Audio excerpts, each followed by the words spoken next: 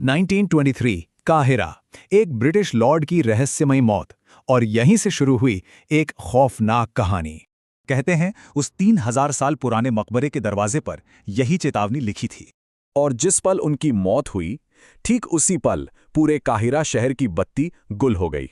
इतना ही नहीं, हजारों मील दूर इंग्लैंड में ठीक उसी वक्त उनके कुत्ते ने भी दम तोड़ दिया। ये थे लॉर्ड कार्नावान। कुछ ही महीने पहले इन्होंने इतिहास की सबसे बड़ी खोज को स्पॉन्सर किया था।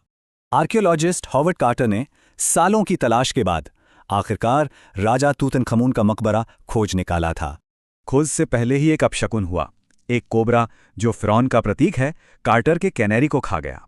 कार्नावान की मौत तो बस शुरुआत थी। इसके बाद तो जैसे मौतों की झड़ी ही लग गई। देखते ही देखते इस खोज से जुड़े 22 लोग अजीब हालातों में मारे गए।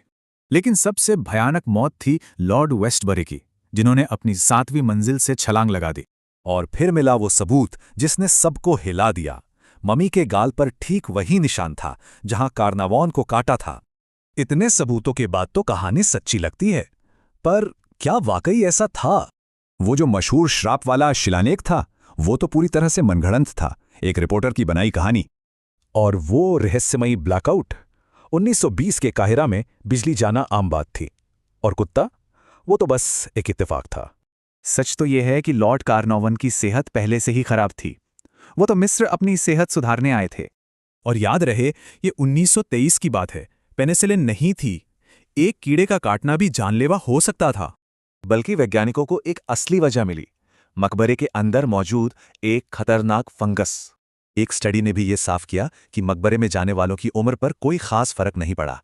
तो अगर श्राप सच में था, तो सोचिए उसका पहला शिकार किसे होना चाहिए था? जवाब चौंकाने वाला है। जिन लोगों पर सबसे ज्यादा खतरा था, उन्होंने एक लंबी पूरी जिंदगी जी। खुद हॉवर्ड कार्टर, जिसने मकबरा खोला था, वो पूरे 16 साल और जिए। जब भी कोई उनसे श्राप के बारे में पूछता, तो उनका एक ही जवाब होता, मैं तो जिंदा हूं। तो असली श्राप क्या था? प्राचीन मिस्र में मानते थे कि असली मौत तब होती है जब कोई आपका नाम लेना भूल जाए। और राजा टुट को तो उनके बाद आए राजाओं ने इतिहास से लगभग मिटा ही दिया था। तो सवाल यह है, क्या कार्टर ने श्राप दिया या उस भुलाए गए राजा को हमेशा के लिए अमर कर दिया?